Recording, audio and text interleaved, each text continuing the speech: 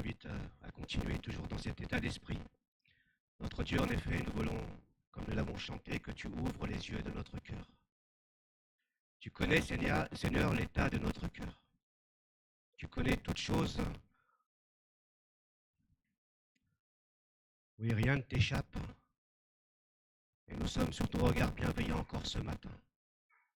Ton regard de Père qui est là et qui désire aussi apporter ce dont nous avons besoin. Ce dont il nous faut dans ta grande sagesse, dans ta grande souveraineté. Tu vas le faire par ton esprit. Tu vas déposer dans le cœur de chacun ce dont nous avons besoin. Merci encore d'ouvrir nos yeux, les yeux de notre cœur, afin d'être capables de comprendre ce que tu as à nous dire encore ce matin. Merci Seigneur d'ouvrir nos yeux afin de nous laisser toujours émerveiller par ta grâce, par ta fidélité, par ta patience, par ta consolation. Merci parce que tu le fais maintenant. Nous te faisons confiance. Nous prions aussi, Seigneur, pour nos frères et sœurs qui se réunissent sur toute la surface de la terre. Là où ils sont, Seigneur, ils honorent ton nom. Dans la victoire, dans la joie, comme dans la peine, Seigneur, ils élèvent, Seigneur, ton nom. Que tu puisses, Seigneur, les bénir là où ils sont. Dans le nom puissant de Jésus. Amen. Amen. Je vous invite à poursuivre une série de prédications. Vous vous souvenez, on a parlé de pourquoi Jésus chasse-t-il les marchands du temple, pourquoi Jésus sèche-t-il le figuier. Et puis on a commencé la semaine dernière, du moins, on a vu ensemble, est-ce que Dieu exauce toujours nos prières. Donc je vous invite à revoir ces vidéos si vous le souhaitez, parce que là je ne vais pas revenir sur la prédication de la semaine dernière. Pourquoi ou bien Dieu exauce-t-il toujours nos prières? On s'est aperçu que ce n'est pas toujours simple, parce que nous sommes partis du texte que je vais lire avec vous, deux textes que je vous invite à lire maintenant dans Matthieu chapitre 17, versets 14 à 21.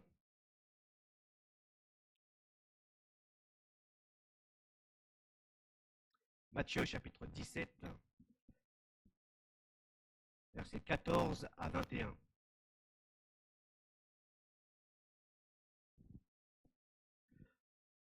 Quand ils furent revenus auprès de la foule, un homme s'approcha de Jésus, se jeta à genoux devant lui et le supplia. « Seigneur, aie pitié de mon fils. Il est épileptique et il souffre beaucoup. Il lui arrive souvent de tomber dans le feu ou dans l'eau. Je l'ai bien amené à tes disciples, mais ils n'ont pas réussi à le guérir. » Jésus s'exclama alors, « Gens incrédules et infidèles à Dieu, jusqu'à quand devrais-je encore rester avec vous? Jusqu'à quand devrais-je encore vous supporter? Amenez-moi l'enfant ici. » Et Jésus commanda avec sévérité au démon de sortir. Et immédiatement, celui-ci sortit de l'enfant, qui fut guéri à l'heure même. Alors les disciples prirent Jésus à part et le questionnèrent. « Pourquoi n'avons-nous pas réussi, nous, à chasser ce démon? » « Parce que vous n'avez que peu de foi, leur répondit Jésus. Vraiment, je vous l'assure, si vous aviez de la foi, même si elle n'était pas plus grosse qu'une graine de moutarde, vous pourriez commander à cette montagne, déplace-toi d'ici, jusque-là, et elle le ferait, et rien ne vous serait impossible. Le deuxième texte se trouve dans l'évangile de Marc, au chapitre 11, versets 20 et 26, suite aux marchands de temple, aux figuiers séchés. J'ai préféré la version de Marc plutôt que Matthieu, que je vous ai lu les dernières semaines. Parce que la finale de ce texte, j'y reviendrai un peu plus loin, est intéressante. Marc 11, versets 20 à 26. Le lendemain matin, en passant par là, ils virent le figuier, donc les disciples. Il avait séché jusqu'aux racines. Pierre, se souvenant de ce qui s'était passé, dit à Jésus, « Maître, regarde le figuier que tu as maudit, il est devenu tout sec. » Jésus répondit, « Ayez foi en Dieu. Vraiment, je vous l'assure, si quelqu'un dit à cette colline, « Soulève-toi de là et jette-toi dans la mer », sans douter dans son cœur, mais en croyant que ce qu'il dit va se réaliser, la chose s'accomplira pour lui. C'est pourquoi je vous le déclare, tout ce que vous demandez dans vos prières, croyez que vous l'avez reçu et cela vous sera accordé. Quand vous priez, si vous avez quoi que ce soit contre quelqu'un, pardonnez-lui, pour que votre Père céleste vous pardonne lui aussi vos fautes. Mais si vous ne pardonnez pas, votre Père qui est dans les cieux ne vous pardonnera pas non plus vos fautes.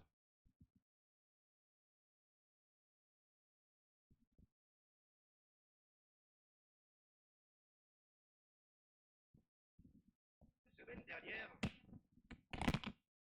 ceux qui n'étaient pas là, Jésus a dit, si vous aviez de la foi comme un grain de sénévé, un grain de moutarde. Là, c'est pas un grain de moutarde, encore une fois, j'ai pas eu le temps d'aller en acheter, c'est très petit. Ça, c'est de la semence, c'est du gazon regarnissage.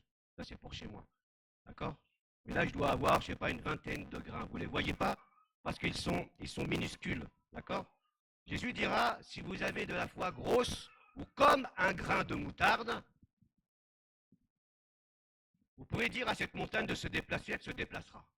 Alors on a vu la semaine dernière, et je vous renvoie à la prédication, que c'est une promesse sur laquelle on s'appuie, une promesse sur laquelle Jésus nous donne des promesses réelles, ce n'est pas des paroles en l'air, mais nous sommes posé plusieurs questions. Est-ce que vraiment nous déplaçons les montagnes? Littéralement, qui a vu une montagne se déplacer?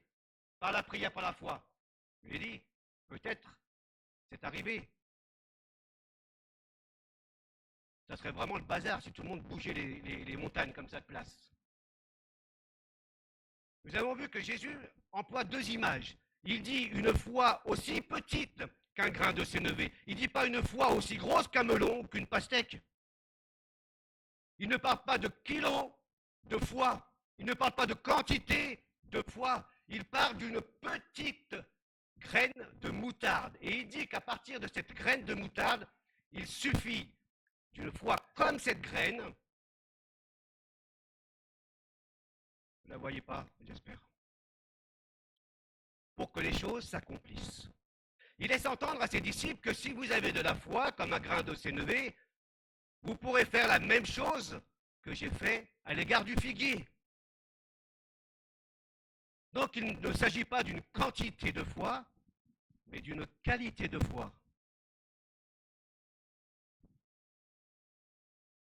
La deuxième chose intéressante, vous allez déplacer les montagnes. Les montagnes, bien sûr, sont typiquement une image pour décrire que nous serons capables de voir des choses extraordinaires de la part de Dieu. Des choses qui dépassent notre entendement. Parce que Dieu est tout-puissant. Dieu est capable de faire. Il ne s'agit pas de notre foi uniquement, mais de la foi qui est fondée sur Dieu, qui lui peut tout. Et je vous renvoie, entre autres, à la prédication de la semaine dernière là-dessus. Nous avons ensemble vu que le tout ce que vous demandez n'est pas toujours simple et la foi n'est pas toujours présente dans la vie des disciples. Nous avons vu que Paul était un homme de foi et pourtant Dieu lui a dit qu'il garderait cette infirmité en lui. Il lui dira, ma grâce te suffit. On a vu que ce n'était pas toujours un problème de foi, parce que Pierre en prison, lorsque Dieu le délivre de prison, lorsque l'ange fait tomber les chaînes de Pierre, il nous est dit que Pierre croyait avoir une vision. Il n'y croyait pas. Alors que nous voyons l'Église prier ardemment pour Pierre alors qu'il est en prison, quand Pierre est délivré de prison, qu'il frappe à la porte, la servante regarde par l'œil de Judas et dit « Waouh, c'est Pierre !» Que répondent les disciples dans l'assemblée d'Arpajon? « Mais tu es folle! Mais qu'est-ce que tu racontes ?» Voyez-vous, on a vu la semaine dernière que ce n'est pas toujours un problème de foi. Ni Pierre, ni l'assemblée n'y croyaient. Et pourtant, Dieu a agi. Et on a vu d'autres exemples qui venaient un peu contrebalancer ce fameux enseignement qu'on appelle la théologie de la prospérité. Qu'avec le salut, une guérison, la santé matérielle, le succès est au rendez-vous. Et si tu ne reçois pas une réponse de la part de Dieu, c'est que tu as deux problèmes. J'ai dit que je n'allais pas refaire le message. C'est que tu as deux problèmes. Le premier problème, c'est que tu manques de foi. C'est pour ça que Dieu ne te répond pas. Le deuxième problème, c'est que tu as un péché dans ta vie. C'est pour cette raison que Dieu ne te répond pas. Et on a vu ces deux problèmes à la lumière des Écritures. Et on a vu que le problème de foi, Job ne l'avait pas, ni le problème de péché. Ses amis disaient à Job, si tu es dans cette situation, c'est que tu as péché. Et dans toutes ces choses, nous dit la Bible, Job n'a pas péché. Et à la fin, Dieu honore Job. Vous voyez, ce n'est pas un problème de péché. La deuxième chose, le problème de foi, c'est que dans Hébreux 11, il nous est dit que par la foi, les uns ont vaincu des royaumes, fermé la gueule des lions, etc., etc., etc. Hein, on dit, waouh, voilà ce qu'on est capable de faire par la foi. Et c'est une bonne chose que de saisir les promesses de Dieu. Mais le texte de Hébreux 11 continue pour nous dire, et d'autres par la même foi sont morts, torturés, errant dans les cavernes, portant des vêtements de poils d'animaux sur eux. Donc, absolument pas riches, voyez-vous. Rien ne différencie les premiers des deuxièmes. Dieu dit ensuite qu'il a honoré leur foi. Vous voyez? Et souvent, on culpabilise parce qu'on pense manquer de foi, parce qu'on se trouve dans une situation particulière. Mais Hébreu dit que les uns, par la foi, ont fait ces choses, et les autres, par la même foi, sont restés fermes avec le Seigneur. Et cette foi a plu au Seigneur. Et vous savez, ce n'est pas une quantité de foi, une graine aussi petite. Et j'aimerais te dire que parfois tu te dis, ah, moi j'ai pas assez de foi. Une graine que Dieu a déposée dans ton cœur suffit pour voir des choses de la part de Dieu. Suffit pour déplacer les montagnes que Dieu veut déplacer dans ta vie. Des montagnes qui sont devant toi. Et que tu te dis, comment je vais faire pour virer cette montagne? Et nous continuons ensemble. Parce que ces récits nous invitent à la confiance dans le Seigneur, à croire Dieu sur parole. Croire Dieu sur parole, croire que Dieu dit la vérité, c'est-à-dire qu'il ne ment pas, il est fiable, il est digne de confiance. Ça, c'est la foi. C'est la confiance dans ce que Dieu dit, dans ce que Dieu fait. Mais parfois, il fait comme il veut. C'est pour ça qu'on a un problème avec ça. Le fait que Dieu fasse comme il veut, qu'il ne fait pas comme on veut, ça nous perturbe. Mais Dieu ne change pas, nous l'avons vu également. Et à partir des promesses de Jésus, j'aimerais relever peut-être, je crois, 2 points. Parler de l'exhortation de Jésus qui nous dit de prier avec foi.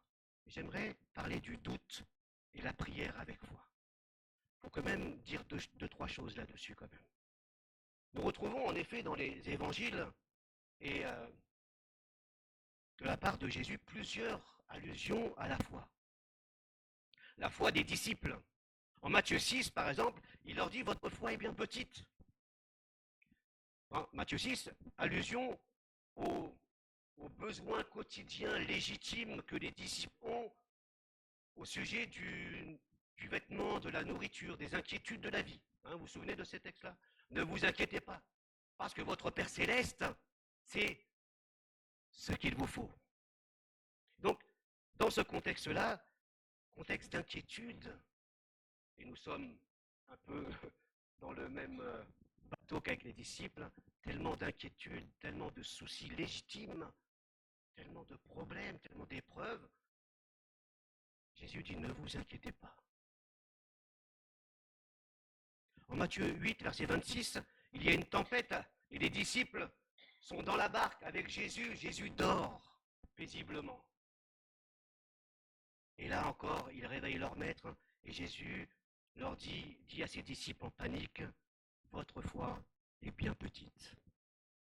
Et puis dans Matthieu 14, c'est 31, où on raconte l'histoire de Pierre, les disciples sont dans une barque, Jésus se manifeste marchant sur les eaux, et Pierre dit, mais Seigneur, permets-moi d'aller vers toi, et Pierre, il sort de cette barque malgré la tempête, et il marche sur les eaux en direction de Jésus. Tant que ses regards étaient centrés sur Jésus, il pouvait marcher sur les eaux. À partir de l'instant où il a cessé de regarder à Jésus, pour regarder autour de lui et aux circonstances, il a commencé à s'enfoncer dans les eaux. Et ça, c'est ce que nous allons suivre aussi ce matin. Tant que nous regardons à Jésus, nous pouvons marcher sur les eaux d'une certaine manière.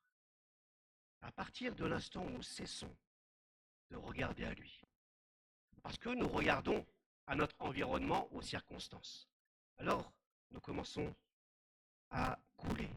Et heureusement, même quand nous coulons, Jésus tend la main à Pierre et il le sort de l'eau.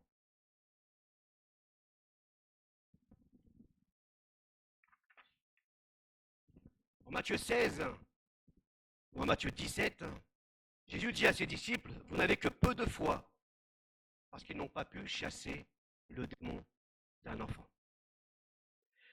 Donc on s'aperçoit qu'il y a un problème de foi. Et on dit, j'ai pas assez de foi, j'ai pas beaucoup de kilos de foi. Mais comment articuler cela avec ce que Jésus dit? Parce que le peu de foi pourrait aussi ressembler à cette petite graine de moutarde, insignifiante, mais capable, suffisante pour déplacer des montagnes. Et c'est une réalité que de vivre des temps de doute. Et le doute est-il un problème réellement?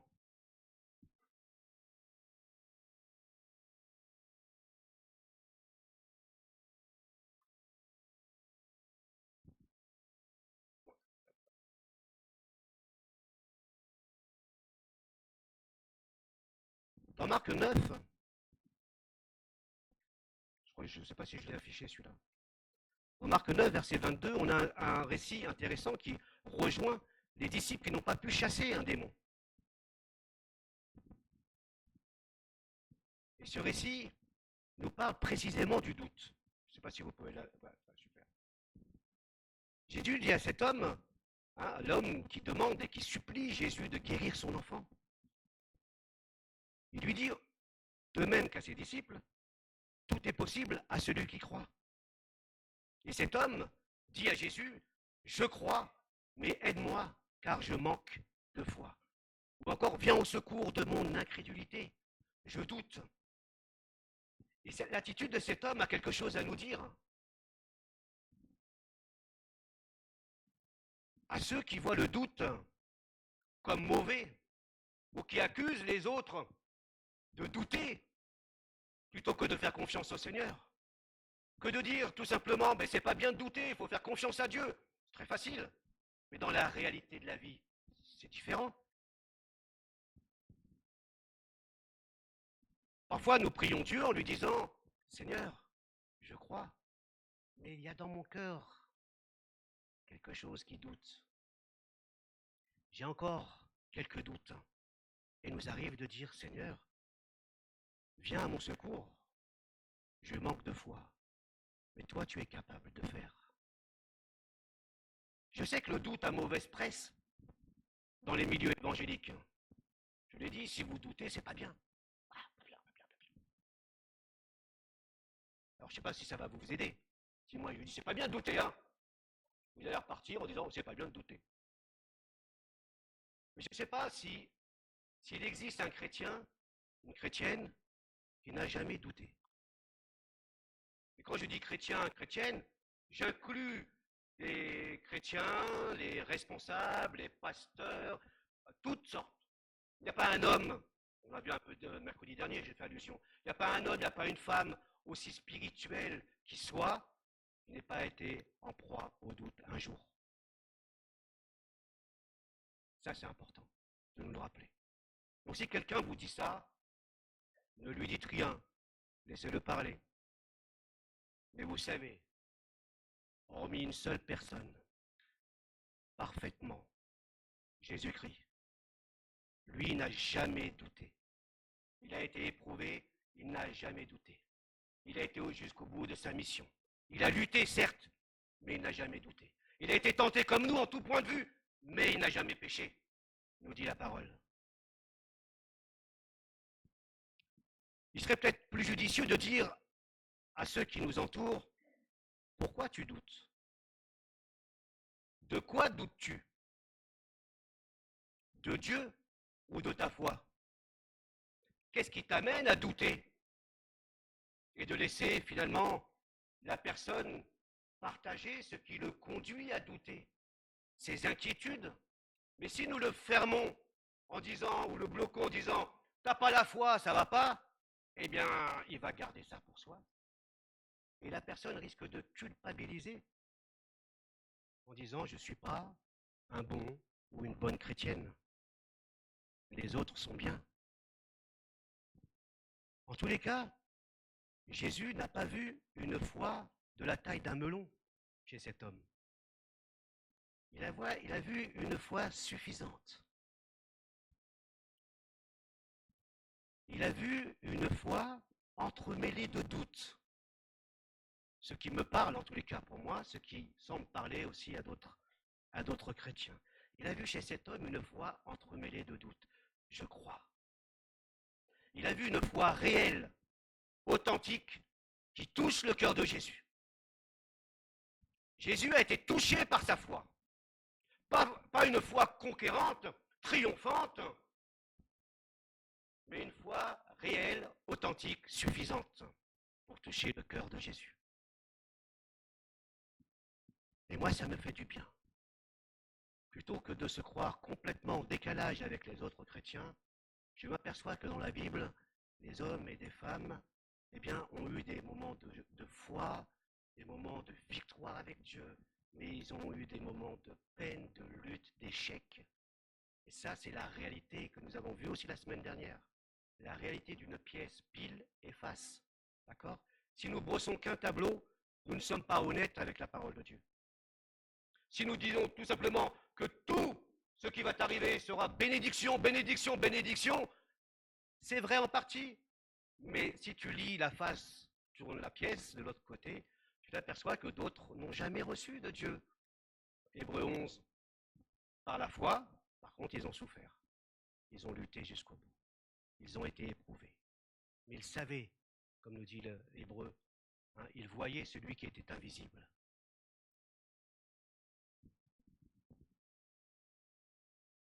Malgré la présence du doute, cet homme choisit de s'en remettre à Jésus, de se confier totalement aux promesses de Jésus. Et voyez-vous, ce n'est pas une quantité de foi. Il s'agit de la réalité d'une foi qui suffit pour être exaucée.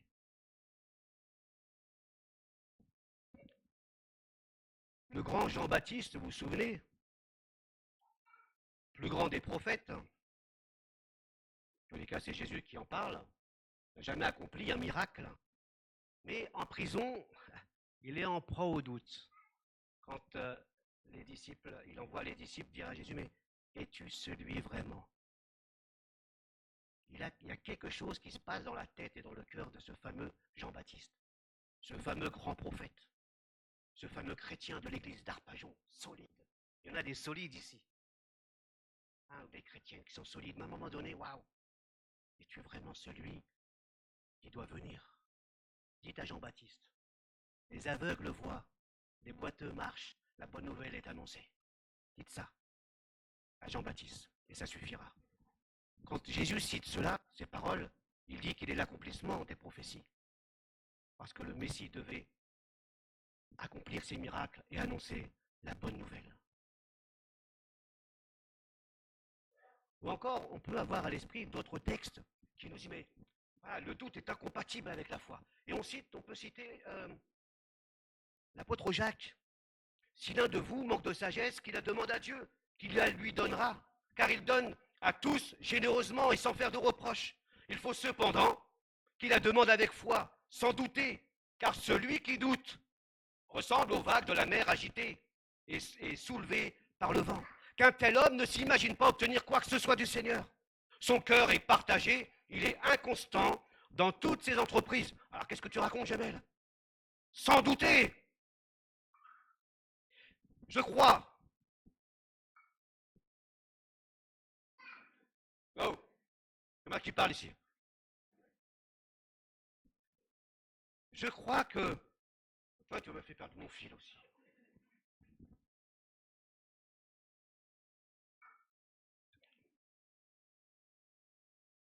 Ok, bon, attends. Je relis. Je disais, qu'est-ce qu'il raconte, Jamel? Le doute, il est bien là. Il faut prier avec foi sans douter. Et on s'aperçoit dans l'épître de Jacques, il y a un lien très fort avec les évangiles et notamment les paroles de Jésus. Jacques est proche des paroles oui, des paroles de Jésus. Et il dit, il parlera du doute. Et dans ce texte, on va pas tout dire, mais il dit tout simplement que Dieu donne avec générosité. L'intention de Dieu est de donner avec sans réserve. Et il dit à tous, pas à ceux qui ont plus de foi, à tous, même avec une petite foi, comme un grain de moutarde. Et il accordera quoi? Le don de sagesse à tous ceux qui le lui demandent. Le don de sagesse, une manière de vivre selon la volonté de Dieu. Et nous avons besoin de prier que Dieu nous donne ce don de sagesse pour savoir comment vivre, comment orienter notre vie. Et cette sagesse nous fait défaut. Mais Dieu désire donner de bon cœur, sans reproche. Et il nous encourage tout simplement à demander avec audace. Dieu donnera, mais demande avec foi. Et il passe du coup de la manière dont Dieu donne, avec générosité, sans compter, à la manière dont nous demandons. Il dira que celui qui demande le fasse avec foi et sans douter.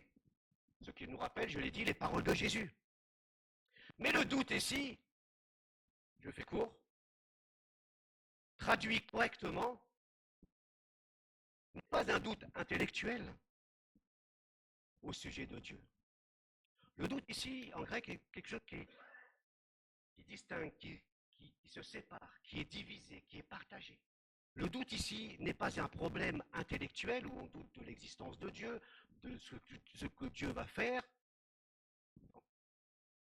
Le doute ici est plutôt un conflit intérieur de loyauté entre deux maîtres. Par exemple, entre Dieu et Mammon, ou entre Dieu et le monde, dira Jacques 4:4. Le doute ici, c'est celui qui est irrésolu, il est inconstant parce que son cœur est totalement partagé. Il veut et suivre Jésus et le monde. Ce cœur-là, il est dans le doute, nous dit l'apôtre Jacques. Son cœur, il est partagé. Son cœur n'appartient absolument pas à Dieu parce qu'il est irrésolu, nous dit Jacques. Il est partagé, littéralement, il a une double âme. Un chrétien ne peut pas avoir une double âme, d'accord? Il a une âme pour le Seigneur, une vie pour le Seigneur. Il n'est pas partagé. Et cet homme de Jacques, il change constamment de direction. Il est indécis, il est inconstant dans son engagement avec Dieu. Voilà, ce n'est pas le doute, est-ce que Dieu va accomplir? Le doute ici, c'est il est partagé, complètement partagé. Et Jacques va dire au chapitre 4 que nous sommes, qui sont adultères. C'est quoi un adultère?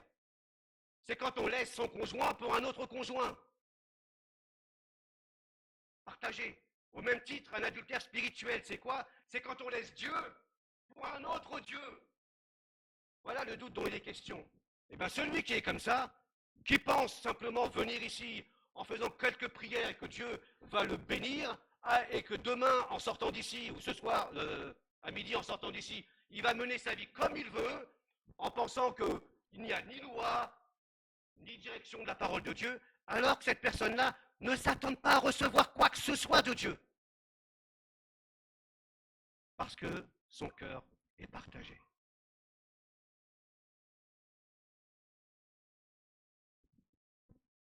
On revient à cet homme qui a peu d'assurance, qui a un doute, mais pas un doute sur Dieu, un doute sur lui. Il ne pense pas avoir la foi. totale. Jésus dit souvent qu'il soit fait selon ta foi.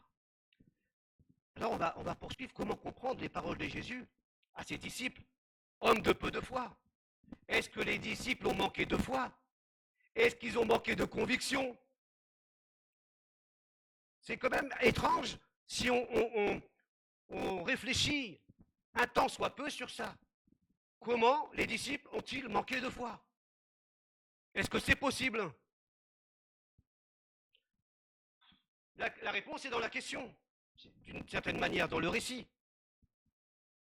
Certainement pas, dit Jésus, on en a parlé aussi la semaine dernière. Car ils auraient pu chasser ce démon s'ils avaient la foi petite comme un grain de moutarde. Oui, vous avez manqué de foi, oui, mais on a une petite foi comme un grain de moutarde. Que veut dire Jésus? Il ne veut pas dire que leur foi n'était pas assez grande, mais il veut certainement dire qu'ils n'avaient pas la foi à ce moment-là, ou encore qu'ils n'ont pas exercé leur foi. Ce n'est pas un problème de quantité de foi, je dis. Pourquoi? Parce que bien avant,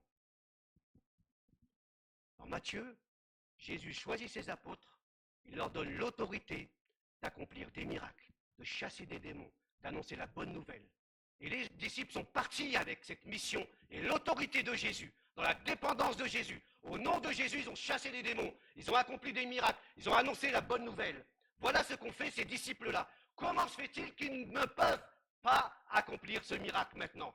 Puisqu'ils ont vu des prodiges, ils reviennent vers Jésus et ils disent, voilà ce que nous avons vu. Voilà ce que nous avons fait. L'annonce de l'évangile était authentifiée, soutenue par des miracles.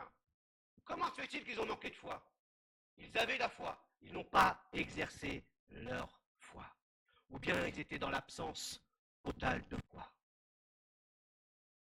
Il semble peut-être, certainement, que les disciples considèrent la foi comme un pouvoir. Ils pensaient faire sans Jésus. Un pouvoir qu'ils possèdent en eux-mêmes.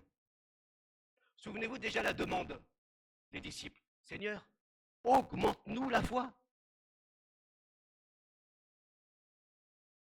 Souvenez-nous de Simon le magicien, excusez-moi pour ceux qui ne connaissent pas trop la Bible, dans les Actes, qui voit les disciples accomplir des miracles, et il dit, ce Simon le magicien, donnez-moi ce pouvoir pour que moi aussi je fasse la même chose. Il considère la présence de l'Esprit et les miracles comme un pouvoir, quelque chose qu'ils possèdent en eux-mêmes. Et Jésus ajoute un point important, il me semble. Il dit que ce démon ne peut sortir que par la prière. Et certaines traductions ajoutent par le jeûne, bien qu'il ne figure pas dans les meilleurs manuscrits. D'accord? Et c'est intéressant, parce que Jésus semble dire que les disciples n'ont pas prié. S'il leur dit ce démon ne peut sortir que par la prière, c'est que certainement ils n'ont pas prié. Et qu'ils ont cru posséder ce pouvoir de guérison en eux-mêmes. Ils se sont appuyés sur leur capacité, sur leur suffisance, sur leur pouvoir, sans dépendre de Dieu dans la prière. C'est bien cela. S'ils ne peuvent pas faire sortir ce démon, c'est que les disciples n'ont pas prié. Ils ont fait d'une certaine manière sans Dieu et sans Jésus, sans être dans une dépendance à l'égard de Jésus. Ils ont négligé un peu comme Pierre. Ils ont cessé de regarder à Jésus. Ils ont cessé de dépendre de Jésus. Comme Pierre qui a cessé de regarder à Jésus. Tant qu'il regardait, il pouvait marcher. Et à un moment donné, il a cessé, Pierre, de regarder à Jésus. De la même manière, les disciples, tant qu'ils ont fait dans la dépendance de Jésus, ils ont vu les choses extraordinaires de sa part. Jésus leur dira deux choses. Une petite foi comme un grain de moutarde suffit pour chasser ce démon. Et en plus, la prière. Et ne pas prier, c'est croire qu'on peut faire sans Dieu. Matthieu 28 encore nous intéresse au sujet du doute. Matthieu 28, verset 17, ça passe un peu inaperçu, mais avant que Jésus s'élève lors de l'ascension, il est dit que les disciples aperçurent Jésus, hein, ils vont vers Jésus, ils l'adorèrent. Matthieu 28, verset 17. Ils adorèrent Jésus, les disciples. Cependant, quelques-uns eurent des doutes chez les disciples. Si les doutes est mentionné ici, c'est que les disciples ont dû partager ce doute avec les autres. Plus encore, c'est que Jésus connaît les doutes que pouvaient avoir ses disciples à ce moment-là, comme Jésus connaît les doutes que nous pouvons avoir maintenant à son sujet. Mais malgré cela, malgré leurs doutes, il ne leur dit pas « c'est pas bien ». Il les envoie quand même en mission, avec la promesse de sa présence. Il les envoie quand même en mission, malgré leurs doutes. Malgré leurs doutes, Dieu nous envoie aussi. Et il dit, je serai avec vous, tous les jours. Ce qui montre que vous ne pouvez pas faire sans moi. Vous devez vous rappeler que même en partant en mission, vous serez toujours dans ma dépendance. Je dois être au milieu de vous et je serai avec vous. Et nous apprenons ainsi que les disciples ne peuvent rien faire sans Jésus. Même après la résurrection, dans les actes des apôtres, où l'Esprit agit. Dans certains textes, il est dit même que c'est l'Esprit de Jésus qui agit au travers des apôtres pour accomplir les miracles. Vous voyez, toujours dans la dépendance de Christ, même après la résurrection.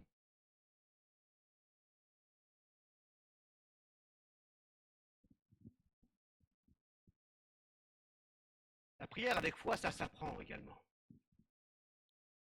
Si Jésus exauce cet homme en chassant l'esprit mauvais, il n'est pas toujours ainsi. Dieu peut guérir, Dieu peut accomplir de belles choses, des choses extraordinaires en réponse à la prière de ses enfants. Mais j'aimerais réfléchir là aussi avec vous sur la notion d'apprentissage de la foi. Si Jésus guérit instantanément ce jeune homme, cet enfant, il n'en est pas toujours ainsi. Peut-être que prier avec foi va de pair avec l'apprentissage de la foi. Nous apprenons aussi à prier avec foi dans l'expérience de la vie quotidienne, au travers des expériences. Si Jésus a dit que la foi comme une graine de sénévé ou de moutarde est suffisant pour accomplir de grandes choses, cela ne signifie pas que notre foi doit demeurer toujours faible. Elle doit, et elle est appelée à s'enraciner, à s'affermir dans le Seigneur. Elle doit, d'une certaine manière, être plus profonde par le biais des expériences que nous rencontrons aujourd'hui. Par des expériences positives, mais aussi négatives, par des échecs comme par des victoires. Nous apprenons la bonne main de Dieu. Nous apprenons que notre prière, par la foi, est exaucée par le Seigneur. Nous apprenons aussi par l'expérience que malgré nos manques de foi, eh bien Dieu fait au-delà même de notre foi. Parce qu'il est fidèle lorsque nous ne le sommes pas.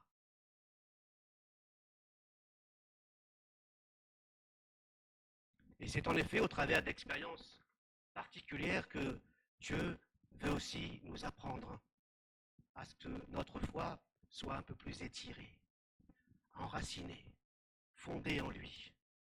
Souvenez-vous des hommes et des femmes de Hébreux 11, par la foi.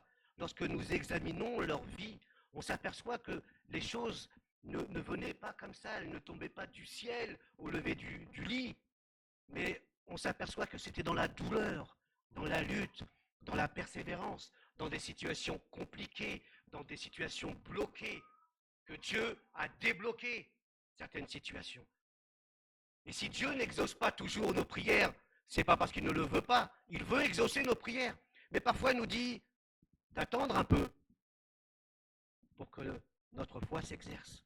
Peut-être nous demande-t-il d'exercer, de mettre en pratique notre foi.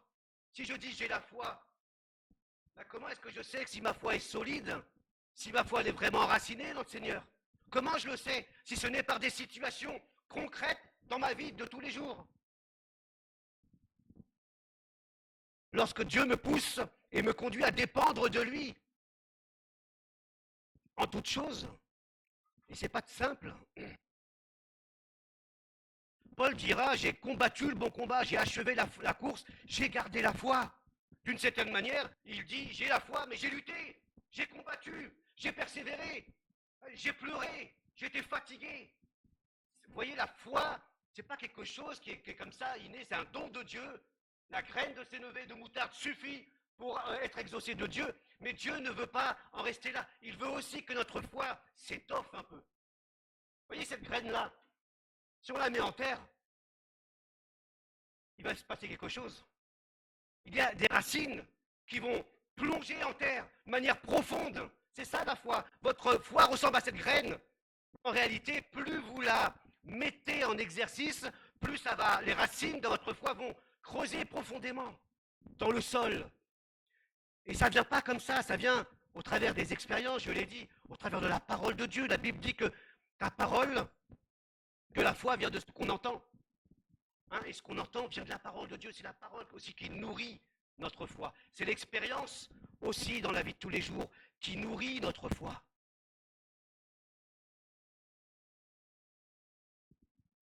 Lorsque nous sommes dans le brouillard, dans des intersections, dans des carrefours de vie, Dieu nous invite aussi à regarder à lui.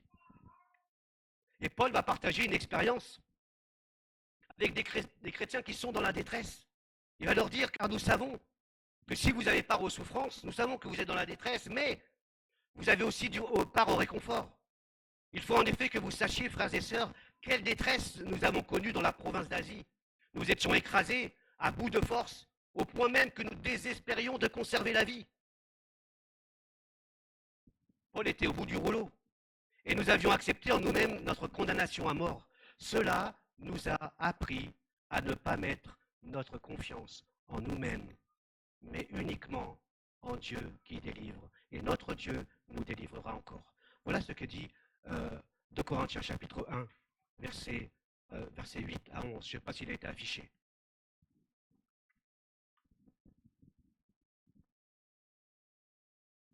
Et c'est important de nous rappeler que prier avec foi, c'est aussi passer par des temps d'apprentissage. Des temps que nous avons aussi évoqués mercredi dernier, ces temps de silence de la part de Dieu. Des temps de silence que nous considérons comme un silence de la part de Dieu. Mais la Bible ne parle pas des silences de Dieu. Elle parle des silences de Dieu, elle ne parle pas des absences de Dieu. Elle parle des silences de Dieu. Et ces silences sont des temps de préparation. Ces temps que Dieu prépare ses plans, ses promesses pour chacun d'entre nous. Et peut-être que Dieu, dans les coulisses, il prépare des choses. Et pendant ce temps de préparation, notre foi doit s'exercer. Notre foi doit s'exercer en continuant de prier. Parce que nous ne voyons pas grand-chose, mais Dieu, dans les coulisses, lui, il voit les choses, il prépare les choses. Et il peut arriver que ces silences soient mal interprétés par les chrétiens, pensant que Dieu nous abandonne, pensant que Dieu n'a que faire de nous. Et le doute vient, le découragement aussi. Mais nous ne sommes pas seuls dans cet apprentissage. Il est dit que dans Romains 8, l'Esprit vient nous aider dans notre faiblesse. En effet, nous ne savons pas prier comme il faut, mais l'Esprit même intercède en gémissant d'une manière inexprimable. Nous ne savons pas toujours comment prier, qu'est-ce qui convient de demander au Seigneur. Pendant ces temps de silence, pendant ces temps d'apprentissage, eh bien, nous n'avons pas toujours toutes les réponses de Dieu, toutes les explications de Dieu, mais nous avons l'Esprit Saint qui va venir, parce que nous ne savons pas comment conduire nos vies, toujours. Mais dans notre faiblesse, il nous rejoint, nous dit Romains 8. C'est dans ces situations que nous expérimentons la main et la présence de Dieu. Et l'Esprit connaît nos faiblesses. Ces temps d'apprentissage nous permettent aussi de capter la volonté de Dieu. Est-ce que c'est vraiment ce que Dieu veut pour moi? Ces temps d'apprentissage sont des temps où nous allons chercher à connaître cette volonté. Et peut-être qu'on se trouve dans cette situation où Jacques nous dit, quand vous demandez, vous ne recevez pas. car vous demandez avec de mauvais motifs. Vous voulez que l'objet de vos demandes serve à votre plaisir. Vous voyez, ça rejoint un peu Marc 11. On prie avec foi, mais en même temps, il était question d'un pardon, si vous ne pardonnez pas aux autres. Et parfois, que Dieu nous révèle autre chose, il nous demande tout simplement d'accomplir sa volonté. Sa volonté, c'est laquelle? C'est de nous pardonner réciproquement. Et il le dit, c'est pas pour rien. Certains peuvent dire, je vais prier avec foi, mais Jésus dira, si tu as un problème avec quelqu'un, laisse ton offrande et va te réconcilier avec la personne. Il y a des choses parfois qui bloquent, non pas parce que nous n'avons pas la foi, mais parce que nous ne mettons pas en pratique la parole de Dieu, nous n'obéissons pas tout simplement à Dieu. Et je terminerai avec le texte de Matthieu. Matthieu, chapitre 7, qui nous dit vraiment que la prière faite avec foi touche le cœur de Dieu. Non pas n'importe quel cœur, le cœur du Père. Demandez, vous recevrez, cherchez, vous trouverez, frappez, l'on vous ouvrira. Car celui qui demande reçoit, celui qui cherche trouve, et l'on ouvre à celui qui frappe. Qui de vous donnera un caillou à son fils quand celui-ci lui demande du pain? Ou bien s'il lui demande un poisson, lui donnera-t-il un serpent? Si donc, tout mauvais que vous êtes, vous savez donner de bonnes choses à vos enfants, à combien plus forte raison votre Père Céleste donnera-t-il de bonnes choses à ceux qui le lui demandent? Ça rejoint le texte de Jacques tout à l'heure. Il y a 3 verbes ici que nous retrouvons. Demander, chercher, frapper. Ça veut dire la même chose.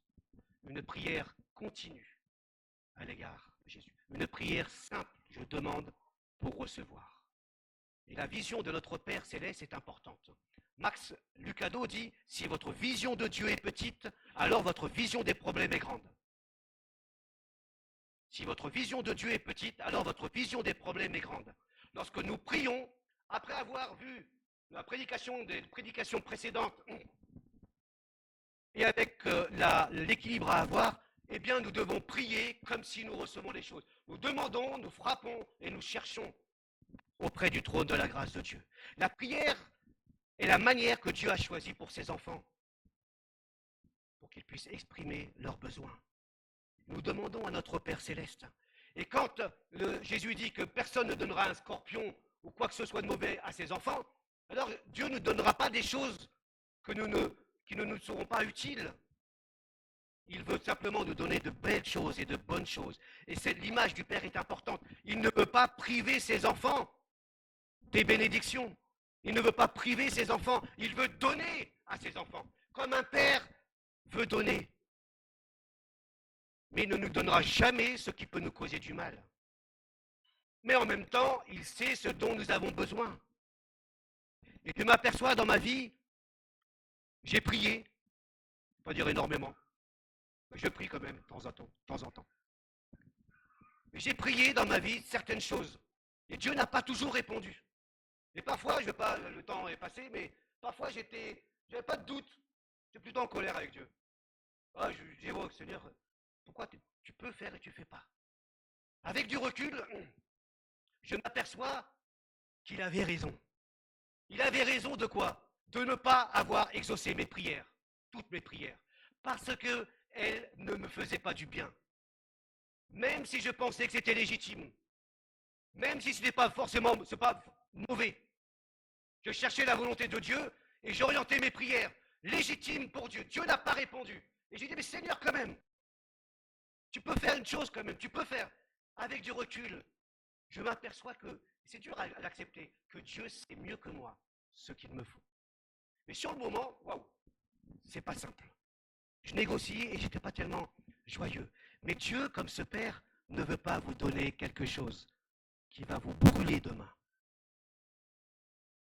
Il nous demande par contre de recevoir avec simplicité ce qu'il veut nous donner. Et voici l'assurance que nous avons auprès de lui, c'est que si nous demandons quoi que ce soit selon sa volonté, il nous entend. Et si nous savons qu'il nous entend, quoi que ce soit que nous demandons, nous savons que nous avons ce que nous lui avons demandé. Voilà la prière. Je prie avec à l'esprit que Dieu est souverain. Il donne pas. Et je prie en même temps comme un enfant. Seigneur, tu m'as dit de demander et je m'attends à recevoir de ta grâce. Je m'attends à recevoir de ta main. Et je vous propose peut-être de clôturer par un temps de prière. Bref, je vais demander aux personnes qui ont été désignées de venir s'approcher ici sur l'estrade. Et peut-être que si tu as besoin d'une prière, c'est pas magique, on veut simplement demander à Dieu quelque chose pour toi, quelle que soit la raison. Les personnes qui ont été désignées. Je vous propose, peut-être parfois il y a trop de monde par ici. Euh, aucun Non, attends, on t'a appelé toi? On t'a appelé?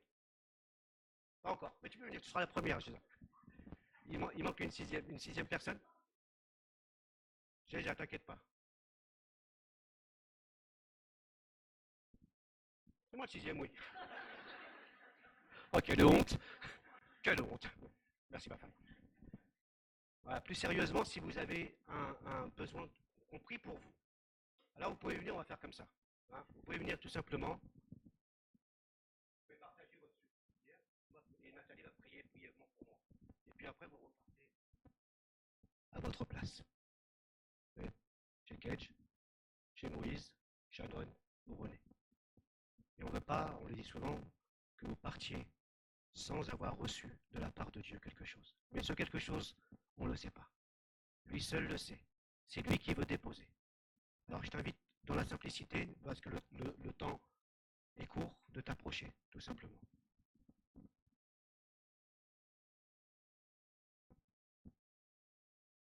Géza, tu voulais te lever? Ah oui, tu peux, c'est ce moment. Hein.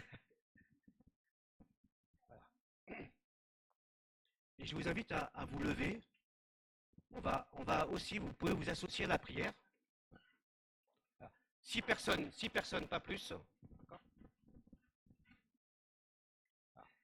6 personnes, pas plus. Et ensuite, quand une personne part, vous pouvez venir.